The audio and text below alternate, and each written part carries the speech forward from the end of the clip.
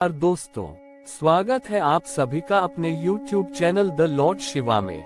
हिंदू धर्म की रहस्यमय कथा एवं परंपरा, संस्कृति और शिव पुराण से जुड़ी और पंडित प्रदीप मिश्रा के मुख द्वारा कही गई रहस्यमय कथा जानने और समझने के लिए the Lord Shiva YouTube channel को सब्सक्राइब कीजिए और हर रोज नई कहानियाँ और हिंदू धर्म से जुड़ी बातें जाने और समझिए।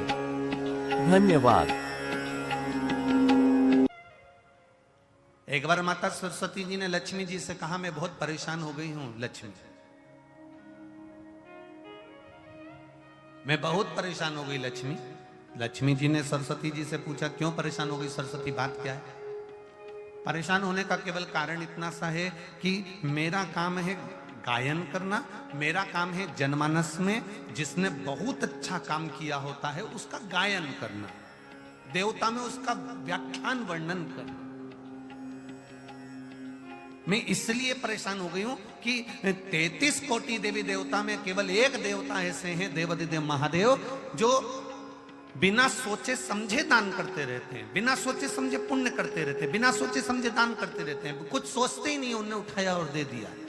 इनके दान का मैं व्याख्यान करते करते, इनके दान का वर्णन करते करते, इनके दान का गुणगान करते करते, इनके दान का महत्व कहते कहते कहते कहते मेरा मुख थक गया है। अब मैं करूं तो करूं क्या? इतने में लक्ष्मी जी बोली, जितनी तू परेशान है उससे दुगनी मैं परेशान हूं। अब लक्ष्मी जी ने जैसे कहा कि मैं परेशान, तो सरस्वती जी ने पूछा कि तू क्यों परेशान है?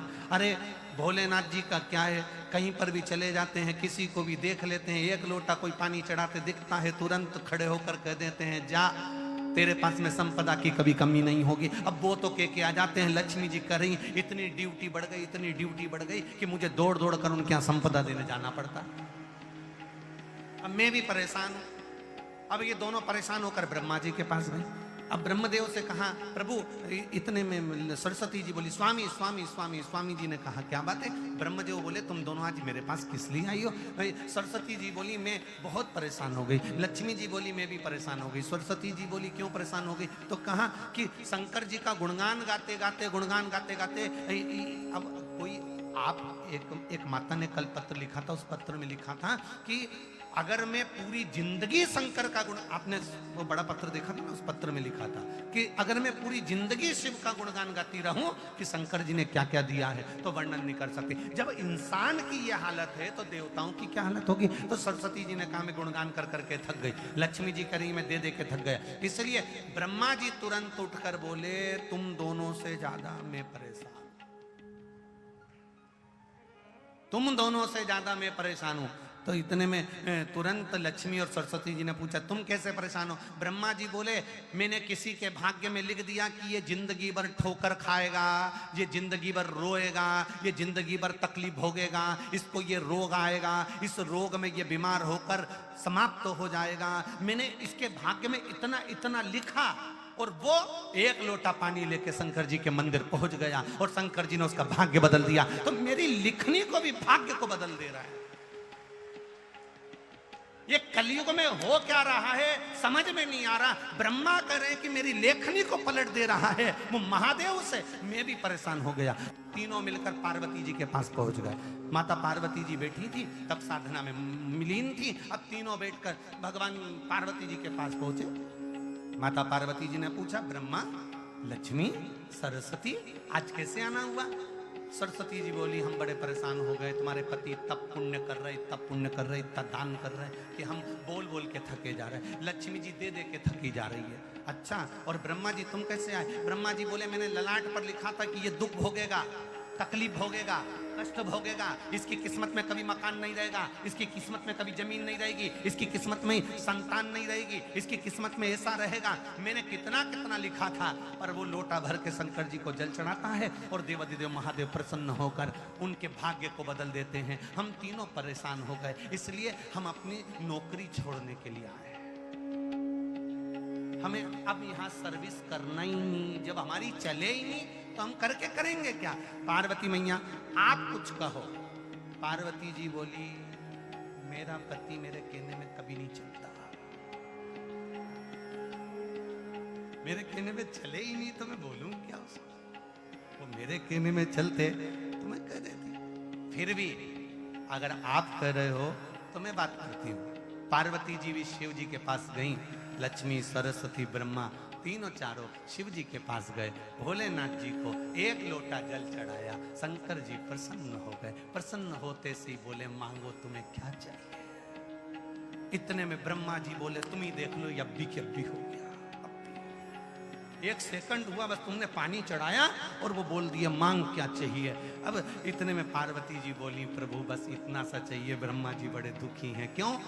इनने भाग्य में लिखा किसको ये दुख आएगा, इनने भाग्य में लिखा किसकी औलाद नहीं होगी, इनने भाग्य में लिखा किसको ये बीमारी आएगी, तुमने पलट क्यों दिया? ब्रह्मा जी तुम समझ नहीं सकते, चक्कर ये है कि मेरे पास कोई आता है, मेरा नाम ओघड़ दानी है। ओघड़ दानी का मतलब होता है जो कुछ सोचे समझे बिना दे दे, ओघड़ दानी है मेरा नाम। तो ब्रह्मा जी बोले तो तुम्हारे पास जो हो वो दो ना। शंकर जी बोले मेरे पास जितना था मैंने सब लुटा दिया, बस केवल डमरू बचा है, केवल अकेला डमरू और गले में सांप, त्रिशूल। और कोई भी अभी तक मंदिर में आया उसने आज तक नहीं किया कि तुम्हारा सांप दे दो। बोलो रे नोएडा वाले, तुमने कभी कहा हो जाकर कि तुम्हारा सांप दे दो, या तुमने कहा हो तुम्हारा डमरू दे दो या त्रिशूल? ना ना ना, आज तक कोई मंदिर में आके बोला ही नहीं कि तुम ये दे दो। जो भी आता है अच्छी चीजें मांगता है। तो शिव जी बोले मेरे पास जो था मैंने सब दान कर दिया। मैं तो खुद शमशान में रहता हूँ, वहां पर कुछ भी नहीं रहता, और गुफा के अंदर रहता हूँ, वहां भी कुछ नहीं रहता। इसलिए तो फिर तुम ये बोलना बंद कर दो। शंकर भगवान बोले मैं बोलता हूँ, तुम देने जाते ही काहे? कौन ने कहा कि तुम जा? अरे प्रभु तुम तो कहकर चले जाते हो कि जा, तेरे घर में संपदा की कमी नहीं होगी। अगर लक्ष्मी जी नहीं जाती है तो नारायण रुष्ट होकर बैठ जाते हैं और कहते हैं तूने मेरे शिव का कहना नहीं माना, आज से मैं तेरा मुख नहीं देखूंगा। इसलिए लक्ष्मी को दौड़ना पड़ता है।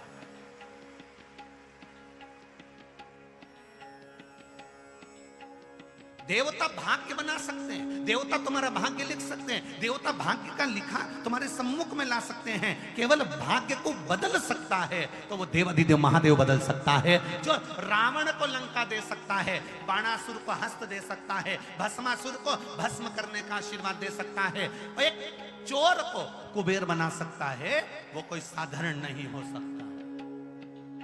एक चोटे को जो चोरी करने शंकर के मंदिर गया है उसको कुबेर बना दिया।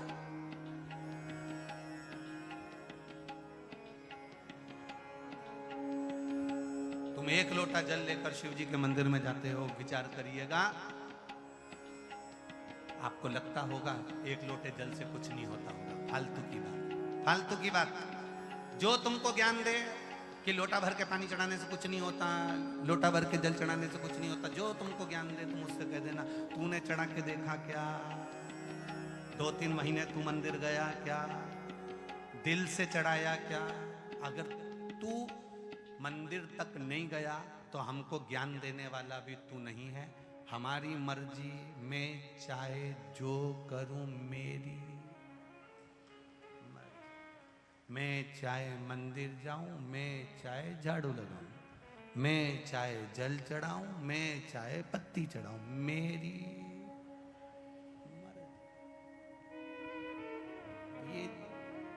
ना। तो मैंने तुझसे पूछा ना पूछा क्या है? श्री शिवाय नमस्तुभ्यम, श्री शिवाय नमस्तुभ्यम। क्या है? क्या है?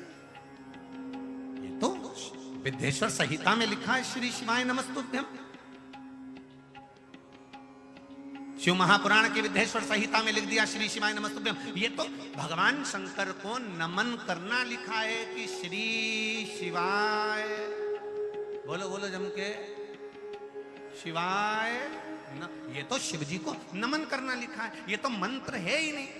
फिर संसार के लोग इसको क्यों जप रहे हैं? तो उनसे कह दो तो हम ये कहकर थोड़ी ना जप रहे कि मंत्र है, हम तो श्री नमस्तुभ्यम।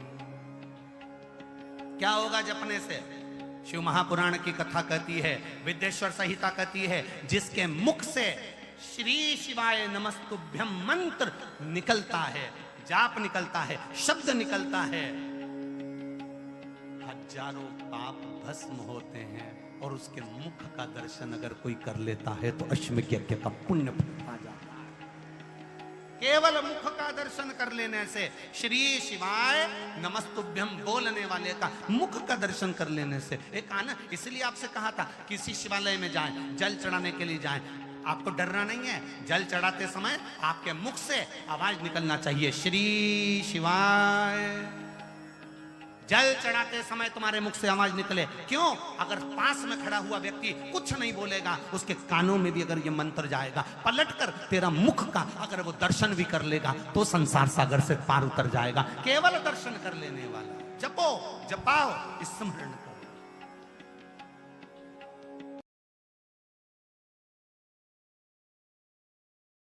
अगर आपको आज की यह कथा पसंद आई हो तो हमारे YouTube चैनल को सब्सक्राइब अवश्य कीजिए और बाजू में दिए गए बेल आइकॉन को अवश्य क्लिक कीजिए और कमेंट कीजिए। ओम नमः शिवाय।